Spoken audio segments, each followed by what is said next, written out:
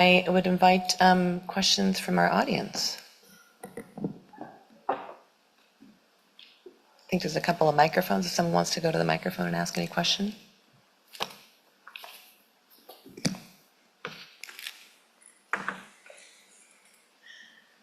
This was fantastic work. I was just sitting here like with my jaw dropped. I'm a neonatologist from CHOP, and as I was hearing about your data specifically with postpartum maternal antibiotic exposures and their impact on the microbiome, my thought immediately went to our preterm infants because we know that microbiome perturbations in the baby predispose to sepsis and necrotizing enterocolitis.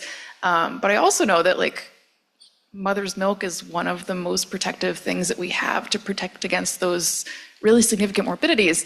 Do you have plans or speculation to do these studies in preterm infants to really clarify whether we as clinicians need to be thoughtful about maternal antibiotic exposures, particularly in the preterm infants who are at highest risk for morbidities from perturbed microbiota?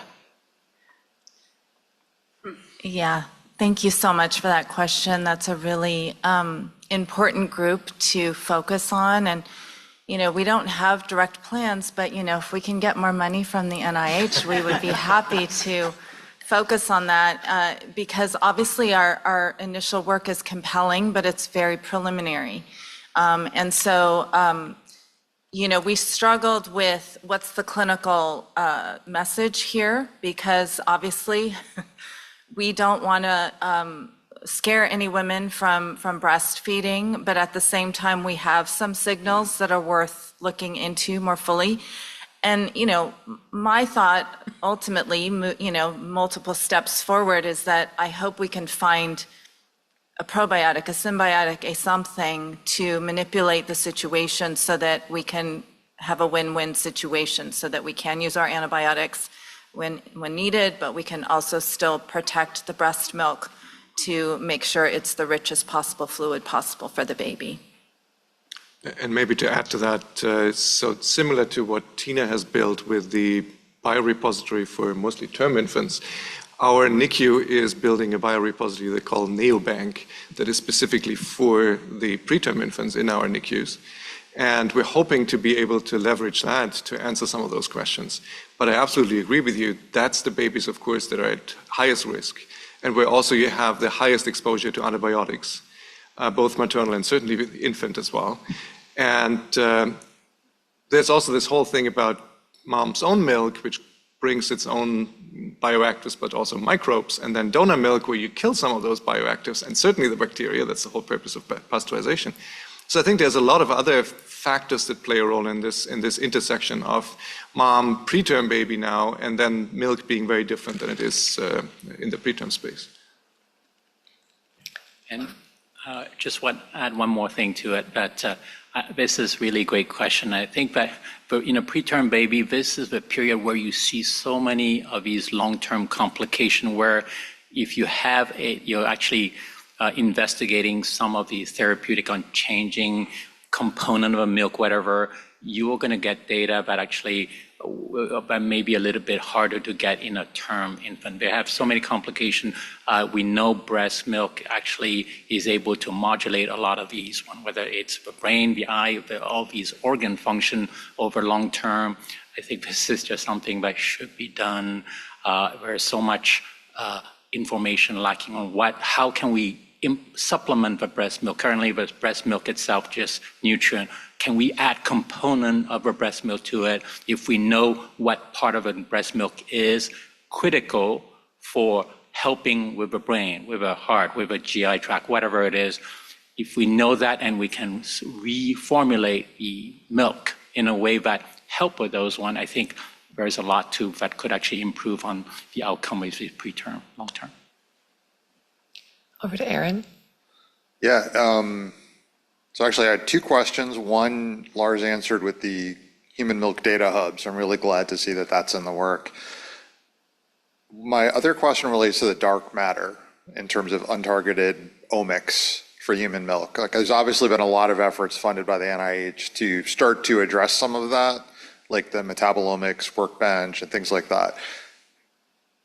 And this may be a naive question, but can you sort of tell if how much of the dark matter of human milk is unique to human milk and its microbiome compared to other dark matters of omics? And I ask that because, how specific do we need to drill down in human milk for unique dark matter versus is this more of just a slice of the dark matter we see in the human and the microbiome across all tissues? I mean, that's a tough question. Obviously, the dark matter is, our entire biology, right? Our entire physiology, and there's still a lot to discover there. And human milk is one aspect of that. Obviously, there's a lot of shared metabolites within human milk and other matrices in our body, right?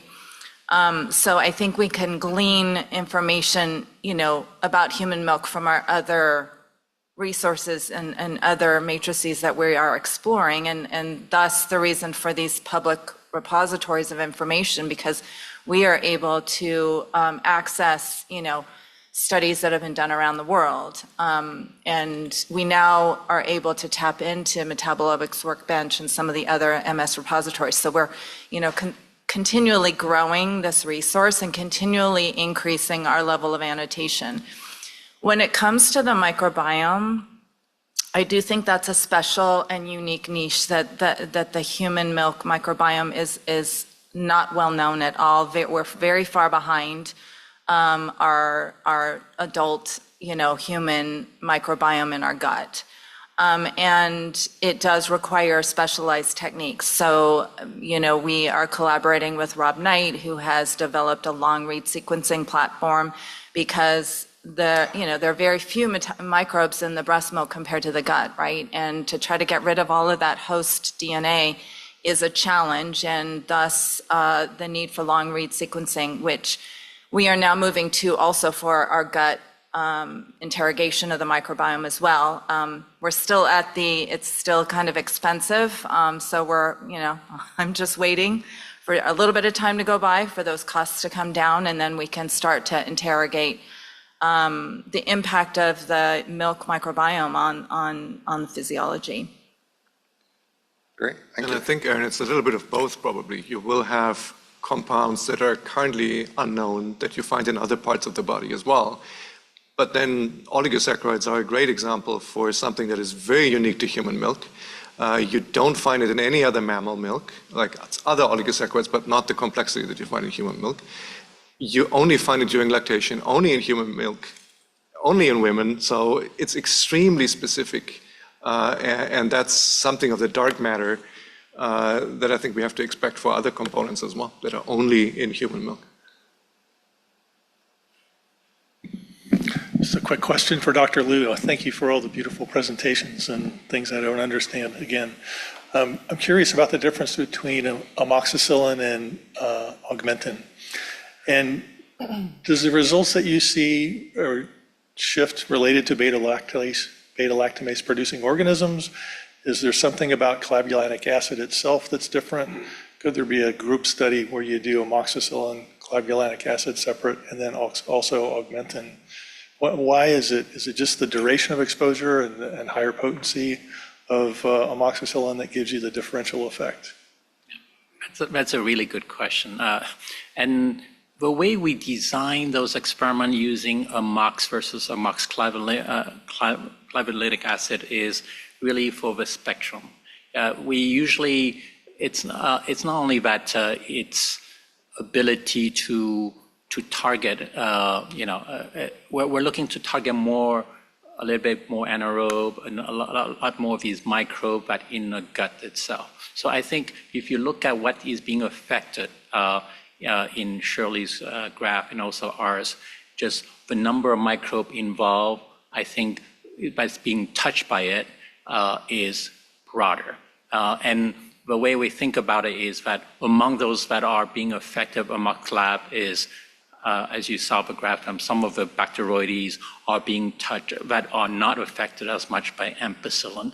Duration could be a little bit different also, but it's just the spectrum, the killing itself, the number of bacteria, the orders that's being affected, which happen to be those that are critical for making metabolite that impact your T cells, the antibody responses. I think that's probably our key thought right now. Sarah? All right, so we have a couple of online questions. First, how do the samples need to be prepared to send to the milk analytics core? Are there any special requirements? No special requirements. They need to be frozen, and it depends a little bit on what you'd like to have analyzed. So some of the components are very robust to repeated freeze-thaw cycles, for example. Others, you ideally need to store the samples in light-protected, oxygen-protected vials, so if you want to do certain vitamins, for example. So it depends a little bit on what you're interested in analyzing, and we have protocols for that, depending on what you like. Okay. And then the other one is about the mouse study that George talked about. Have you identified any interventions to rescue or normalize infant immunity, microbiome, metabolome, and so on, in cases where risk-benefit ratio favors antibiotic administration? Yeah, that's a really great question. We drew inspiration from one study. Actually, it was published in Nature, I think last year. It was done in Australia using, they have a design in human to look at how their treatment of infants and mom, GBS, affected a baby. And they actually show some human data that they do.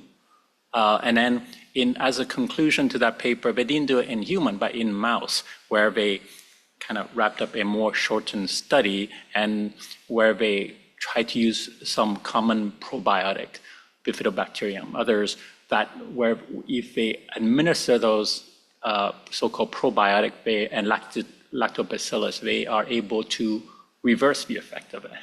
So that was pretty impressive. As far as metabolite, this is something that I think the field will move toward where we don't have good enough understanding. There are all of these so-called correlative data, but what we really want to and need to is move toward what specific from these bacteria are contributing to changing these B cell function to make them more active and block the suppression. So this is the direction of our research where we want to go.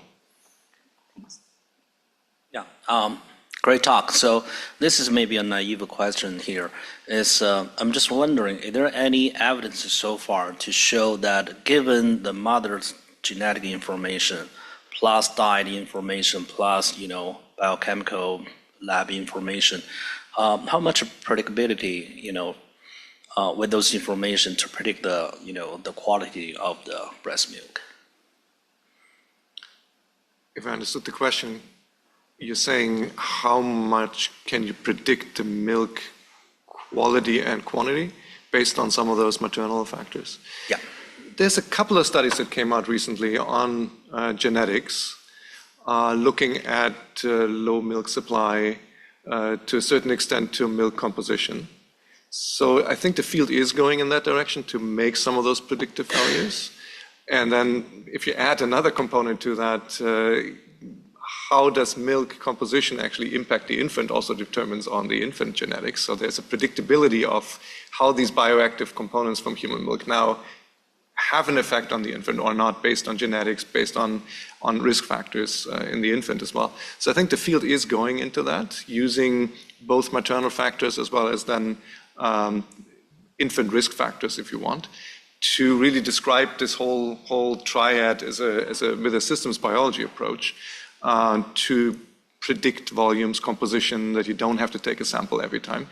There are certainly efforts to do that. Thank you. Quick question about the response, the delayed response to the vaccine in infants that were exposed to moms who were given antibiotics. Did it ever completely come back up to normal? And would you ever, if the antibiotic exposure was longer and more prolonged, would you ever potentially see a time in which it just wasn't as effective? And would we ever come to a point, perhaps, in which we say to moms, don't vaccinate your kid until, after, this long time after you've been on an antibiotic? Those are really fun, interesting questions. Those, if you are looking at those study in human, I think those are probably the one that really estimate what happened more in human. And those are correlative study, retrospective study of kids who have long courses antibiotic, multiple courses antibiotic. They've shown, first of all, that kids who have, let's say, 5 courses versus 4 versus 3, there's greater and greater effect across different vaccine.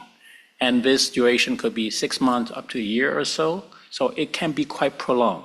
For the most part, when they follow through, most of them do return to seeing the efficacy being restored. But you can imagine that why do we give vaccine to kids in the first 6 months of life against strep pneumo?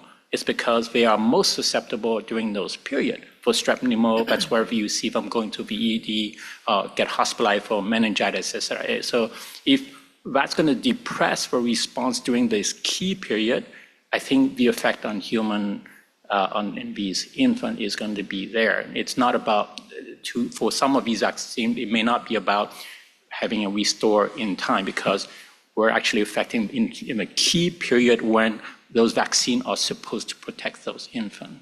So I think how to do it, multiple way. We need to identify those antibiotics that are most crucial in causing the effect so we can avoid them. We know, if we know the duration at which they have this type of impact, we can have the knowledge base to reduce what is minimally required to have the antibiotic effect, or change to different classes that have different effect. Or, as we said, if it is critical, we need certain antibiotic and maybe a little bit more creative ways of administering some type of metabolite along the side will help us overcome these vaccine effects. But again, I think that this is something that it's just evolving. The field is evolving rapidly in the last 5 years that we're seeing this effect. And I think it is potentially quite critical to come to grip that we have to, at some point, rethink about, are we giving those antibiotic part of a guideline? We talk about certain antibiotic giving as part of to prevent GBS. Or neonate, where we give so extensive broad spectrum antibiotic. We haven't studied those ones, but what's going to come to it, should we change the schedule, which now we're just giving it to all these infants once they reach certain age, irrespective. What are the outcome of this? What are the consequence of that, preterm infants that was discussed previously, versus all these really fundamental questions that need to be addressed, because I think these impact are probably potentially quite important and just not known yet. I think we'll have one last question from the online community. Should be quick. Do you do studies on non-human mammalian milk that's given to infants? Yes. We do study mouse milk, which is not what you give to infants for sure, just for the projects that we have here in the basic science.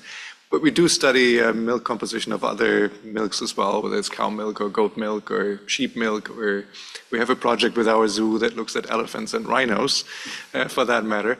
So yes, we do that as well. Some of the platforms are applicable to other milks. Platforms that use human-specific antibodies, like the multiplex platform, that we would have to adapt to other milks to use different antibodies. But most of the stuff is useful for other species as well. All right, thank you. And with that, we will conclude our session. Thank you so much, everybody.